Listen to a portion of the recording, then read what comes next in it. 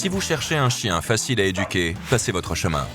Le Shiba Inu est un chien très intelligent, mais aussi très indépendant, ce qui en fait l'un des chiens les plus difficiles à éduquer. Viens, Sienna! Ils sont malins. Si vous n'êtes pas assez ferme, ils vous ignoreront. Viens ici, viens chercher.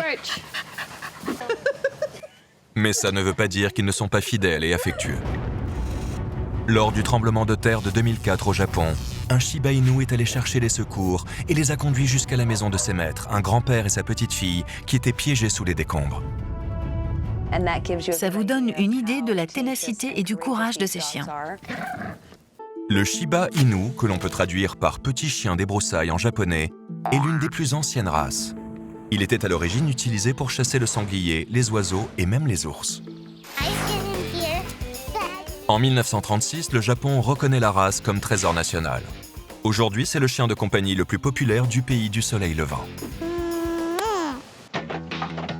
En 2008, beaucoup de gens découvrent une femelle Shiba Inu nommée Kita et sa portée de chiot. Leur vie est filmée et diffusée en direct sur un site américain et fait le buzz sur Internet en attirant des millions de visiteurs. Le Shiba Inu arbore un pelage épais, qui non seulement le protège du froid, mais l'aide aussi à rester propre. Il empêche la saleté de s'y déposer, donc pas besoin de le laver souvent. Contrairement à la plupart des chiens, la queue du Shiba est enroulée vers l'intérieur sur le dos et possède un poil plus long et dressé en panache. Ça lui fait comme une queue en brosse. Bon chien! Les oreilles triangulaires et bien dressées du Shiba Inu, combinées à son visage et à son pelage, lui confèrent une apparence quasi sauvage. Beaucoup de gens choisissent sûrement un Shiba Inu parce qu'il ressemble à un renard.